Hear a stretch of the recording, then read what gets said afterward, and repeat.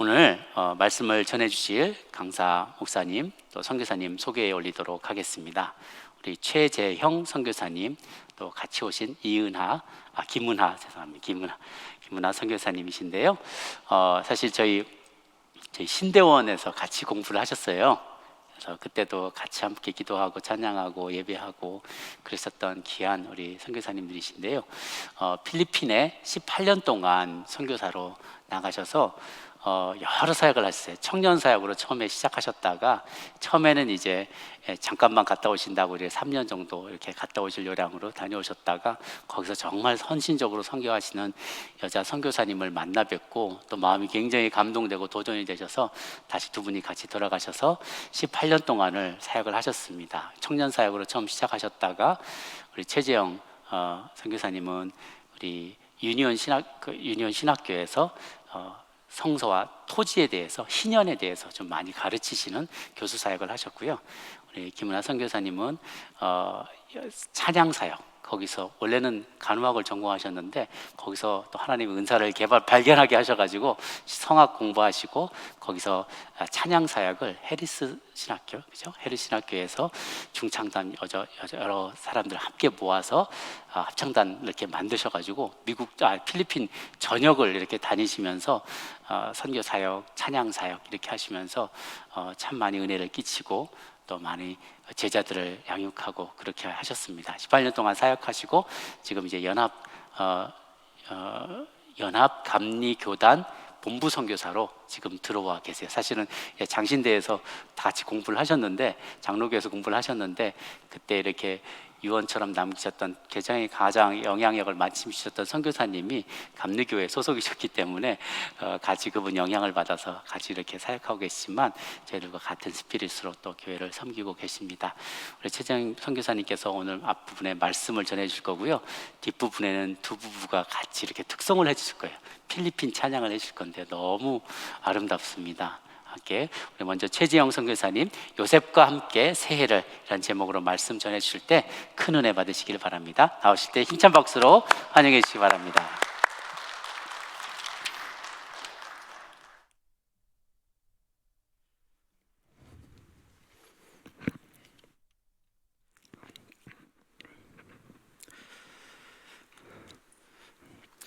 손 목사님과 장신대에서 공부할 때 손 목사님 굉장히 성실하고 열정이 넘치는 전도사님이셨는데 아틀란타에 오시게 돼서 된다고 소식을 들었을 때 얼마나 기뻤는지 모릅니다. 오늘 이렇게 귀한 신앙 공동체에서 말씀을 나눌 수 있는 기회를 주신 손 목사님과 모든 교우님들께 감사를 드립니다. 힘들었던 한 해는 갔지만 우리의 현실은 아직도 어렵습니다. 미국의 상황은 어수선하고 또 불안하고 충격적이고 많은 것이 불확실합니다. 이런 어려운 때를 살고 계시는 여러분과 여러분의 가정에 살아계신 하나님의 은총이 늘 함께 하셔서 새해는 하루하루가 성령께서 주시는 희망과 의미와 생명력이 넘치시기를 간절히 소망합니다. 이 시간 저는 우리에게 친근한 요셉의 이야기를 통해서 예수님의 제자들로서 우리가 가져야 할 신앙의 내용과 사명에 대해서 말씀드리고자 합니다. 오늘 말씀의 두 가지 키워드는 땅과 고난입니다.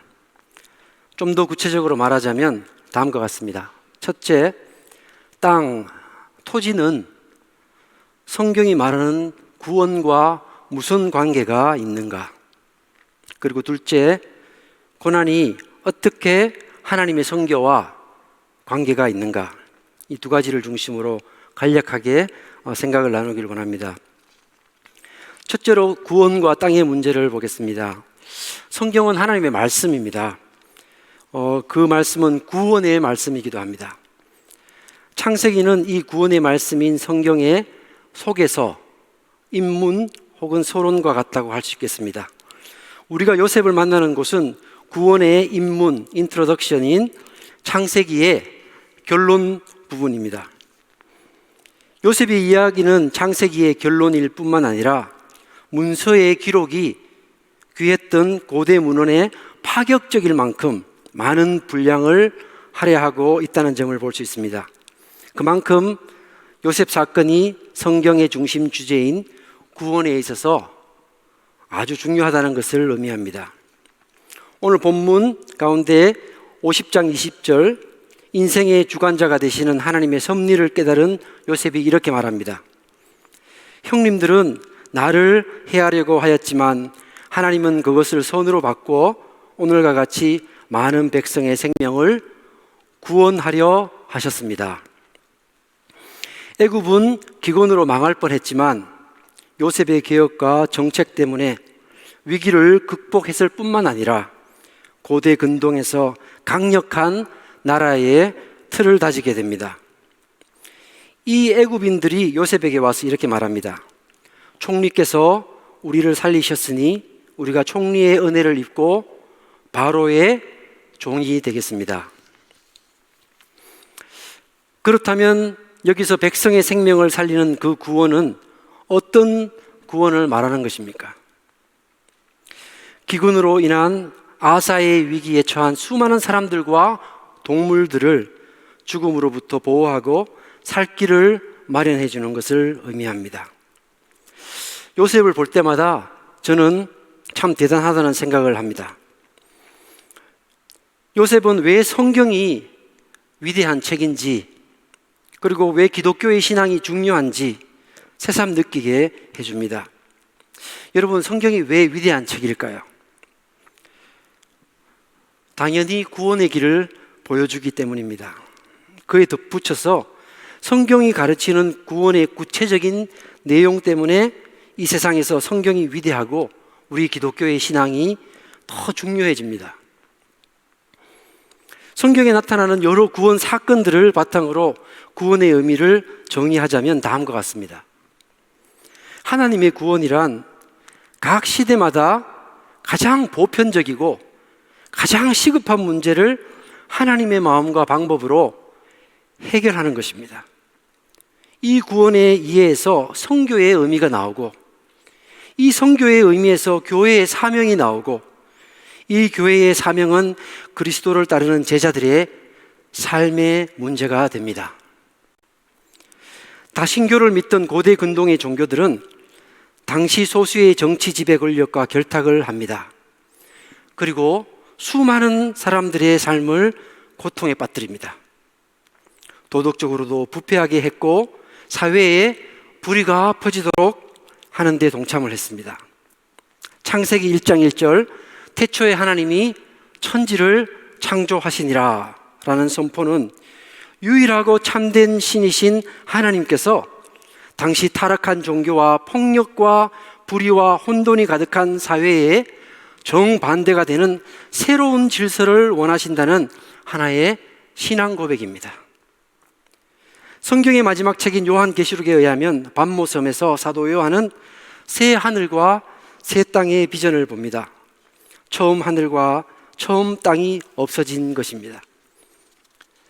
이때 등장하는 새 하늘과 새 땅은 평화의 왕이신 예수 그리스도께서 원하시는 눈물과 애통함이 없고 아픈 것과 살인을 일삼는 우상 숭배자들이 없는 하나님이 통치하는 새로운 질서, 그것에 대한 소망이자 당시 교회의 선교적 신앙 고백입니다. 기독교는 이 유일하신 하나님에 대한 신앙을 기초로 세상을 변화시키고 구하도록 보냄받은 성도들의 연합이기 때문에 귀하고 중요하고 또 위대한 것입니다. 요셉의 이야기로 돌아가서 땅과 구원에 관해서 좀 구체적으로 보겠습니다. 요셉은 기근이라는 위기에 등장한 지도자입니다. 첫 7년간은 풍년 동안 요셉은 식량과 종자를 비축합니다. 기근이 시작되자 기다렸다는 듯이 준비된 식량으로 거래를 시작합니다. 배고픔 앞에 장사가 없기에 음식이 떨어지자 사람들은 그동안 모아둔 재산을 가져와서 식량과 교환하기 시작합니다. 첫째, 그들은 돈을 가져옵니다. 돈은 교환의 상징인 화폐입니다. 둘째는 가축입니다. 오늘날로 말하자면 축적된 자본을 말합니다. 화폐와 자본이 다 사라진 후에 인간의 생존에 있어서 가장 근원적인 요소들이 남게 되는데 바로 토지와 인간 혹은 인간의 노동력입니다. 우리는 이 요셉의 이야기를 보면서 이것을 기록한 성경의 기자의 의도를 알 수 있습니다. 성경의 기록자는 당시 그 청중들에게 인간의 삶에 있어서 땅이 얼마나 중요한지를 강조하고 있는 것입니다. 그리고 나서 성경의 기자는 요셉의 예를 통해 땅을 바르게 사용하면 위기도 극복해낼 수 있다는 것을 가르치고 있습니다. 땅을 잘 사용한다는 것은 하나님이 만드신 이 창조 세계를 모든 사람들을 위해 정의롭고 책임 있게 사용한다는 것입니다. 땅의 소산물은 모든 사람을 위해 있는 것이다 라고 한 전도서 5장 9절의 말씀처럼 산과 들과 공기와 물과 같은 하나님이 만드신 모든 창조의 세계는 모든 이들이 동일하게 누릴 수 있어야 한다는 것을 의미합니다. 그러면 많은 사람들이 잘 살고 행복하게 됩니다. 반대로 인간이 땅을 잘못 사용하게 되면 혹은 불의하게 이기적으로 사용하면 하나님의 뜻에 반대대로 사용하면 많은 사람들이 고통을 당하게 된다는 것이 요셉이 주는 메시지입니다. 본문에서 요셉이 한 일을 순서대로 요약해 보면 다음과 같습니다. 47장 20절 요셉이 애굽의 모든 토지를 사 바로에게 바치니 애굽의 모든 사람들이 기근에 시달려 각기 토지를 팔았음이라 땅이 바로의 소유가 되니라. 이것은 기근이라는 위기 상황을 활용해서 복잡하고 골치 아픈 땅 문제를 재정비할 수 있게 되었음을 말합니다.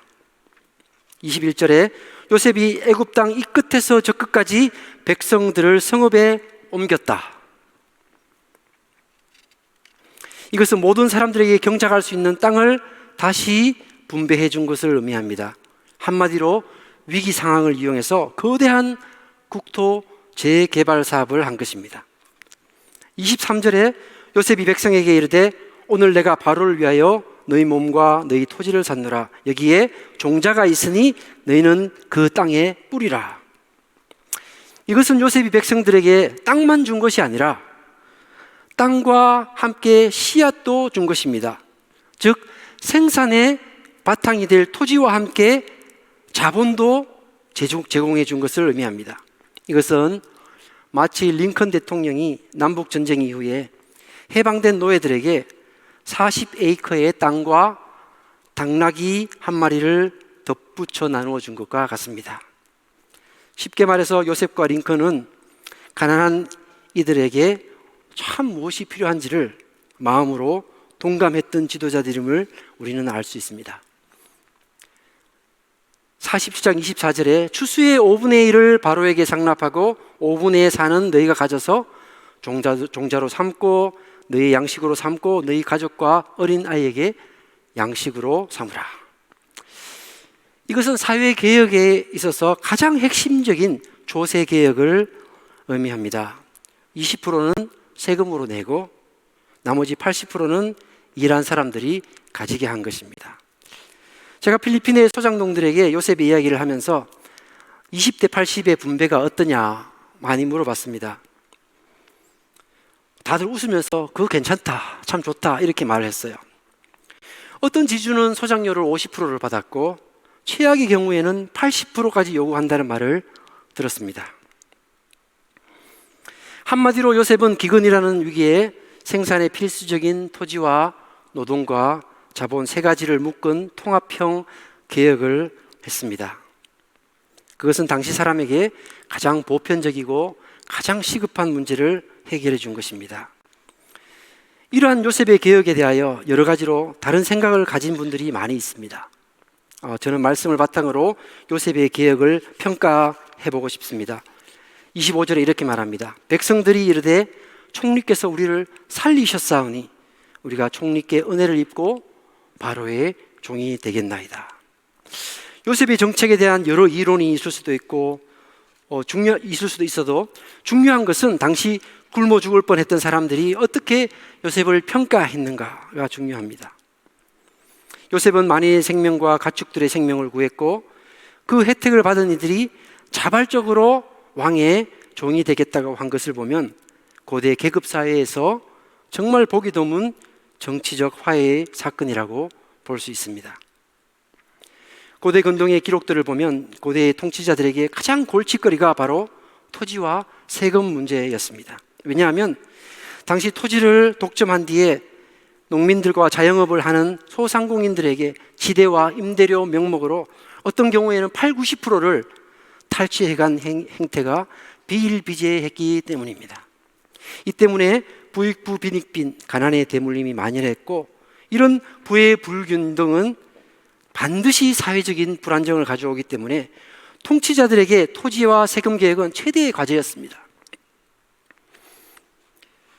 코로나 바이러스가 들추어낸 우리 사회의 여러 민낯 가운데 하나가 임대료 문제입니다.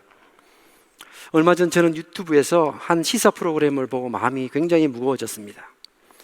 서울 광화문의 유명한 건물 한 칸을 임대해서 유명한 맛집 체인을 운영하는 한 자영업자가 최소 보장 임대료 계약 때문에 고통을 당한 이야기가 나왔습니다. 최소 보장 임대료라는 이런 것이더군요. 한 사업체의 장사가 잘 돼서 수익이 점점점 오르면 임대료도 점점점 같은 비율로 오릅니다. 좀 못하긴 해도 장사가 잘 되니 그만큼 이해도 됩니다. 문제는 장사가 안 돼서 수익이 계속 내려가면 임대료도 계속 내려가야 되는데 최소 임대료 선 이하로는 내려가지 않는다는 것입니다. 그래서 코로나로 장사가 안 돼서 수입이 없어서 그 최소 임대료를 꼬박꼬박 내어야 한다는 그 부담 때문에 아무리 혁신적인 아이템을 가지고 아무리 열심히 일해도 이 위기 상황에 장사가 될까 말까인데 설상가성화로 임차인들은 최소 임대료 계획 때문에 파탄 지경에 이르게 된다는 것입니다. 그 시사 프로그램은 이렇게 결론을 내렸습니다.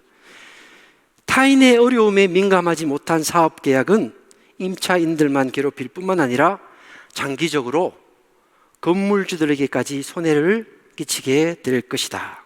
그러므로 우리가 모두 살 수 있는 윈윈을 위한 상생의 경제를 생각해야 한다는 것입니다. 저는 오늘 우리의 현실이 요셉의 위기와 크게 다르지 않다고 봅니다. 7년이라는 기근은 요셉 당시 서민들만 고통에 빠뜨린 것이 아니라 부자와 함께 나라 전체를 무너뜨리는 위기로 등장합니다. 이때 요셉의 개혁은 애굽의 모든 사람들이 함께 살 수 있는 길을 연 것입니다. 바로의 꿈, 요셉의 해몽, 요셉의 등용과 요셉의 개혁, 그리고 요셉 가족의 이민과 정착 과정까지 이 모든 이야기들은 성경이 가리키는 구원의 의미와 그 구원의 자에게 하나님의 사람들이 어떤 역할을 해야 하는지에 대한 선교적 사명을 가르치고 있습니다. 배고픔과 헐벗음을 신의 뜻으로, 즉 숙명으로 받아들이라고 종교들이 거짓을 가르칠 때에 성경은 더 정의롭고 더 평화롭고 더 풍요롭고 더 인간답게 사는 것이 하나님의 원하시는 기뻐하는 뜻이라는 것을 우리에게 호소하고 있는 것입니다. 저는 이 유일하신 하나님이 나의 하나님이고 우리의 하나님이라는 사실이 너무 기쁘고 감사합니다. 요셉의 위대함은 그가 그 큰 고난 속에서도 고난의 지배를 받지 아니하고 자신의 마음 안에 이 하나님의 마음을 키워간 사람이었다는 데 있다고 믿습니다. 이제 요셉의 고난과 선교에 대하여 간략히 생각하려고 합니다. 우리는 요셉이 고난으로 점철된 인생을 살았다는 것을 너무나 잘 알고 있습니다. 하지만 사람들은 흔히 요셉의 고난보다 그가 고난 후에 이룬 인생 역전, 곧 성공에 초점을 맞춥니다. 그래서 현재의 이 고난을 잘 견디면 나도 요셉처럼 잘 될 수 있을 것이다 라는 요셉의 성공 모델이 유명해졌습니다. 요셉의 고난 극복과 성공 모델에 의하면 고난이라는 것은 빨리 벗어날수록 좋은 것입니다. 고난을 좋아하는 사람이 당연히 없습니다. 또 누가 고난에 머물고 싶겠습니까? 이 코로나 팬데믹도 제발 빨리 좀 끝났으면 좋겠습니다. 하지만 고난이 없는 인생이란 없기 때문에 우리는 고난을 단지 극복의 대상으로만 여길 것이 아니라 고난을 통해서 말씀하시는 하나님의 뜻을 분별하는 지혜가 필요합니다. 고난을 교훈의 대상으로 바꿀 수만 있다면 현재의 고난은 훨씬 덜 힘들 뿐만 아니라 나를 넘어 다른 많은 사람들도 살릴 수 있다고 요셉은 보여줍니다. 무엇보다도 중요한 것은 요셉은 고난이 자기를 삼키지도록 내버려 두지 않았다는 점입니다. 자신의 처지를 탄식하기보다는 고난의 자리에서 눈을 돌려서 함께 고난받는 이들을 바라보기 시작했습니다. 이제 요셉의 고난은 나의 문제를 넘어서 우리의 문제로 인식하게 됩니다. 그리고 고난받는 이들의 문제를 보며 몸부림치며 하나님의 심정에 가까이 갑니다. 그의 몸부림은 기도로 바뀌고 그 기도는 소명과 사명으로 발전합니다. 형제들의 질투로 인해 요셉은 상상도 못할 고난에 빠지게 됩니다. 성경은 요셉이 노예 상인들에게 팔려간 곳을 도단이라고 기록하고 있습니다. 도단은 애굽의 수도 테베까지 사막과 바다를 직선으로 통과해도 400마일, 650km 정도가 됩니다. 돌아가면 더 멀겠지요. 이 무시무시한 사막과 광야의 길을 17살 요셉 청년은 맨발로 걸어갔을 것입니다. 시편 105편은 팔려가던 요셉의 모습을 이렇게 표현합니다. 요셉이 종으로 팔렸도다. 그의 발은 착고에 차고 그의 몸은 쇠사슬에 매였으니. 사랑하는 아버지를 다시는 못 볼 것이라는 생각, 종잡을 수 없는 혼란과 두려움, 형제들에 대한 뒤섞인 감정, 이것을 안고 애굽으로 향하는 요셉의 발걸음은 고통을 넘어서 절망 그 자체입니다. 그나마 다행히 사회적 지위가 높은 보디발의 종으로 팔렸지만 늘 그렇듯이 이주민 노동자들은 아무리 정직하고 아무리 열심히 해도 본토인들이 가진 낙인, 스티그마 때문에 늘 오해와 차별을 받기 십상입니다. 그래도 성심성의껏 일한 결과로 좀 나아지는 듯 했지만 결국 자기 자신을 변호해 줄 사람이 한 사람도 없이 어두운 감옥에 갇혀 영원히 잊혀질 위기에 처합니다. 하지만 고난이 점령하지 못한 것이 요셉의 마음입니다. 요셉이 타고난 낙천적 성격의 소유자라서 그럴까요? 아니면 그냥 아무런 생각 없이 그저 그렇게 살기로 작정한 것일까요? 성경은 요셉이 굉장히 섬세하고 주도 면밀한 사람으로 묘사합니다. 저는 노예로 팔려와서 총리가 되기까지 13년 동안의 세월 동안 요셉이 가장 알고자 했던 것이 자기가 겪는 그 고난의 의미였다고 생각합니다. 내가 왜 이런 고난을 받아야 되는가? 도대체 내가 무엇을 잘못했길래 내 인생이 이런 처지가 된 것인가? 요셉은 드디어 고난의 의미를 발견하고 답을 찾습니다. 당신들은 나를 헤아려 하였지만 하나님은 그것을 손으로 바꾸사 많은 백성의 생명을 구원하게 하려 하셨나니. 물론 어떤 고난은 자신의 잘못 때문에 받는 고난이 있습니다. 베드로는 분명히 말합니다. 너희들이 죄가 있어서 매를 맞으면 무슨 칭찬이 있으리요? 요셉도 인간인지라 행여나 내가 무엇을 잘못했길래 이런 일을 당할까 생각했을 것입니다. 그렇게 고난의 원인을 찾던 요셉은 고난의 의미를 발견합니다. 그 고난의 의미는 하나님의 사명이었습니다. 하지만 고난 속에서 사명을 발견하기는 정말 쉬운 일이 아닙니다. 요셉도 총리가 된 이후에 자신의 사명을 발견합니다. 우리가 여기서 배우는 것은 사명이라는 것은 깨닫고 실천하는 것이 아니라 사명을 붙잡고 노력하다 보면 그것이 사명이었다는 것을 깨닫게 되는 것입니다. 중요한 것은 사명을 깨닫게 되기까지 고난의 과정에서 요셉은 누구였는가 하는 것입니다. 요셉은 특별한 눈과 특별한 귀를 가졌습니다. 자신의 억울하고 기구한 운명만을 보지 않고 자신처럼 억울하게 고난을 당하던 수많은 노예들을 보면서 측은함, 컴패션을 가졌습니다. 그리고 요셉은 자신의 처지만 한탄한 것이 아니라 묵묵히 자신과 같은 처지에 있는 사람들의 이야기를 들으며 그 마음은 고난의 근원적이고 구조적인 원인으로 향하게 됩니다. 그 치열한 과정 가운데 하나님의 임재가 있었습니다.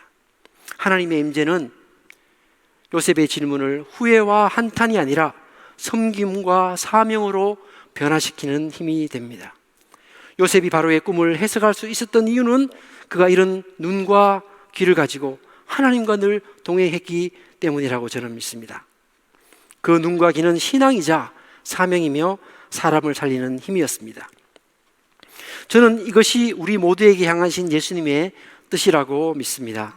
늘 의로운 삶을 살고 그럼에도 불구하고 이 세상에서 오해와 고난을 받을 때에 이 고난 속에서 함몰되는 것이 아니라 오히려 그 고난 속에서 함께 고난받는 이들을 품고 작든 크든 주어진 일에 섬김을 실천하고 그 안에서 소명을 발견하고 확신해 가는 것입니다.